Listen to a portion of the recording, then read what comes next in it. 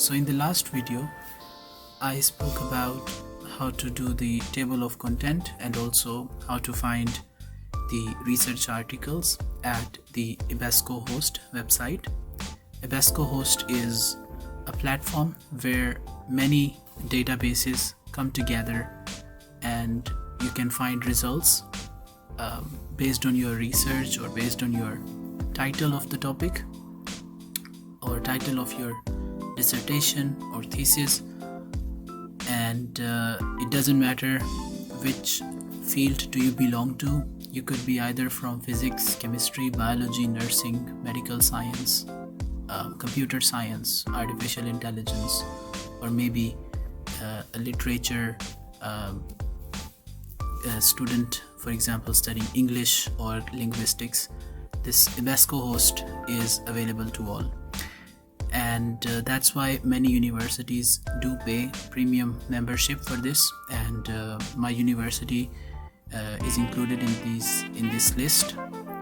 And today's video is about how to cite your articles properly. So you've given or you are assigned a task to maybe summarize 15 to 20 articles or do some literature review, and while you put your work into your own words, you do come across when you'll have to cite those articles properly, and depending on the institution or university you're studying in or working in, you'll have to meet their formal requirements to be eligible to be reviewed your work. So for example, in my university they required me to have APA format citation, and I was quite confused for the whole task. First of all, I'll have to find those, and then we'll have to summarize those articles and scientific journals, and then I'll have to properly cite it. Where do I bring that kind of skill set from? So that was quite interesting and hard sometime, but in this video I'm gonna cover how to cite your articles properly and quickly using the EBESCO Host website. So let's go and dig into it. I can put this instead, because I have this link which I will also share in the description below. You click on this and then click login. Don't need all this, you just click at institutional login, and here you choose your institution. For example, I have been studying in Hungarian educational system, so I'll choose this. Brings me to these list of the universities, and I'll choose the one which I studied in, and then it brings me to login page of the university itself. Here I will put my credentials and I will agree to share the data as per their data policy. Then I will choose EBESCO Host Web, and as soon as I do it, I am already in the system. So instead of auto translating, you'll have the access, so whichever language you access it from. For example, in my here in Hungary I am accessing it by Magyar, but I'll change it to English and it is available in English. You can select all or you can choose from the list, but I selected all, and here I can find out anything I would like to. For example, my thesis topic was predictors of life-threatening arrhythmias in coronary care unit. Once again, I try to remind you that this website can search from law to medicine to literature to arts, any kind of article, right? So it's the umbrella for all those websites like Elsevier or Science Direct, anything that comes into your mind, right? Or PubMed, for example. So here you can search and you find a lot of articles. For example, you can see 91,000 results, and you can definitely refine your search by keeping it into some sort of timeline. So for most universities, 5 to 10 years articles are acceptable. So here, since it is 2020, you can probably choose 2013 and click enter, and your research gets a bit more refined to the extent where you find 27,000 articles, right? You can also choose from, for example, many different languages. If you would, you can choose to opt for English, where you can find 25,000, or based on the gender, if I think they were published by a male or a female, or someone who published it in their age, or maybe it refers to the audience itself. I'm not sure about it, so you can confirm that. Geography, so where the article is published from, has it or was it published in United States or any other country. You can also opt for Europe, for example, if you study in any specific place and you would like to have those datas. You can also choose from the list of universities. You can try to find out which university do you study in, and if they have any sort of publications, you can also choose from. So there is a whole lot of learning curve, if you would, and you can definitely go ahead and try to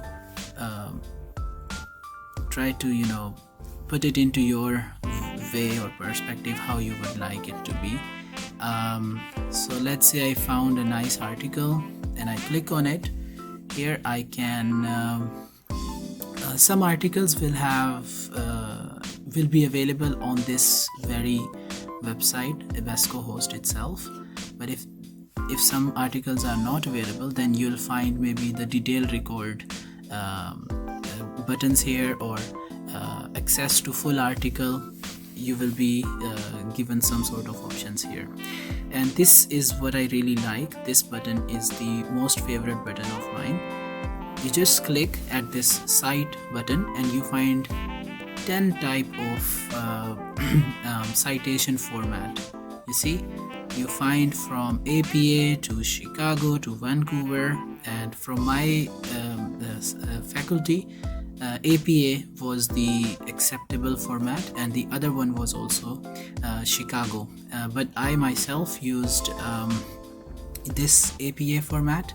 And by the end of the article, I would just by the end of the document, I would just paste this APA citation, and those were absolutely perfect and completely acceptable. So this is how you cite your articles. Let me give you another basic example. So let's say I found out an article and I summarized it in this way, right? And so this is the writer's name. Et al means more than one, so Rehan and others. So this is the first name of the or I think it's the family name of the writer. Conducted a study aimed at frequency also. So from here, this is the title of the article: frequency of malignant ventricular arrhythmia in non-ST elevation myocardial infarction and STEMI during hospitalization. So this is, as I summarized the article itself, I remember that this is the title of my article that I summarized. I will press Ctrl C, that will copy it. Now I go back to this EBESCO Host website. I will Ctrl A, I can backspace it deletes everything, and now Ctrl V, what I have copied very recently, and now I can just search for it. And as soon as I click on it, this is what I got: frequency of malignant ventricular arrhythmia in non-ST elevation myocardial infarction and STEMI during hospitalization. Now, as I previously told, some articles which are available will pop up at your screen and you can read the whole text. As you can see, it's an original research article. What has happened?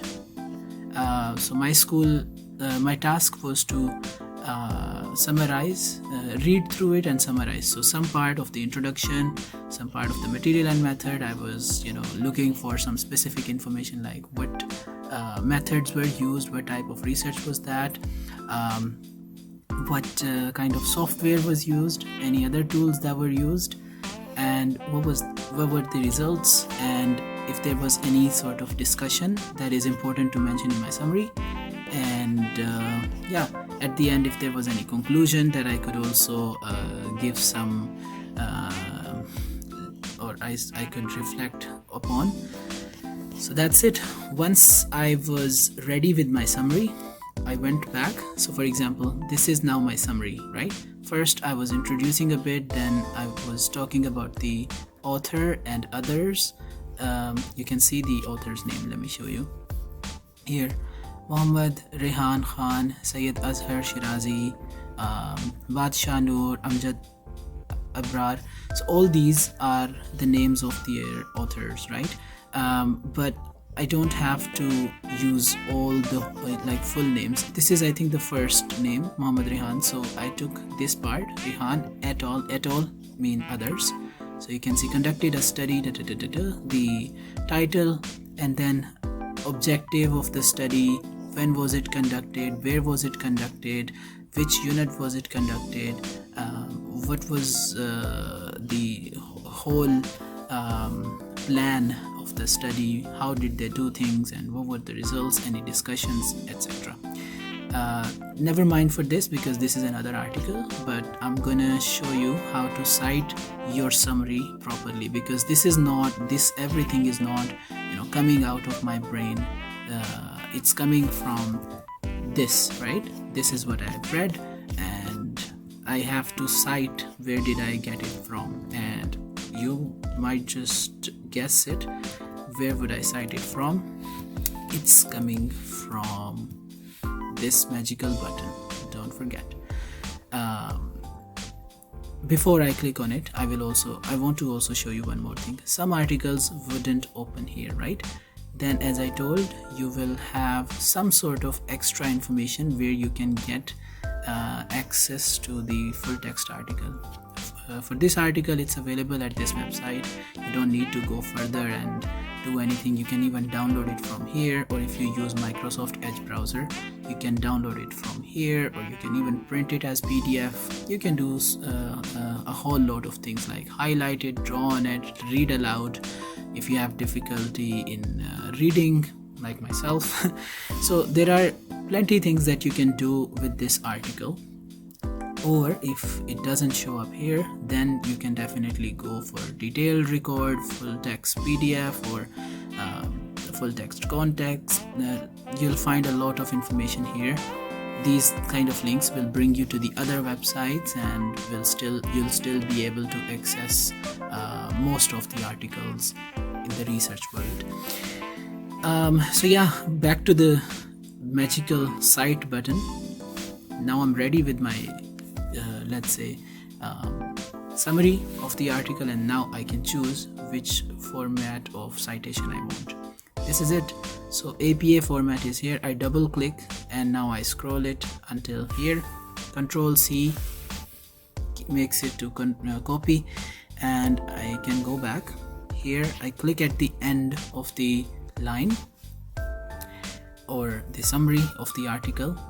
Now instead of home, you need to find references. Click on this and then look for insert endnote. Once you have found it, just click on it here. Now it is a little one here, right? The same one is also put at the end of the summary of the article. I'll show you very soon, but first we can right click and try to choose which kind of paste we want here of the text. Control V will bring you some sort of funny looking text here. So if I press Control V, you see it has grayish background. It's not being merged with the way I want it to be. So Control Z will remove it, and now I can choose from different options the way I want it to look like. This is a better option because it includes italics and also the way it is looking. Only text doesn't keep the italics format, so I would like to choose this one, and that's it. This is how you cite your article. You can do a lot other things with it. For example, you can now try to meet with the requirements of your institute. For example, Times New Roman, this has to be in 12 or I think it was 10 also. It's not a problem, and you can change your formatting, anything you would like. For example, now it is justified. If there is a 1.5 space in between, then I can also do that. For example, I can do this and click at 1.5, and it kind of looks similar. I don't remember how did I do that, maybe with the tab or some extra spaces, but this is not what I wanted to show you now. Like, this is what I want to show you, this, right? So this is how you properly cite your articles. It doesn't matter if you have this little window with each. I just wanted to have a little design here, but it's up to you. You can keep it the way it is, or you can try to put some space here so it looks like some differentiation. Anything new is starting. It's easy at the reader's eye to read, but this is also very elegant, and hope it will help you making your thesis or research plans. Also, one last thing you want to be double checking upon is that if you control click, maybe double click at this one, it has to bring you back to the article's ending, which I have to show you anyway. So I'll just double click.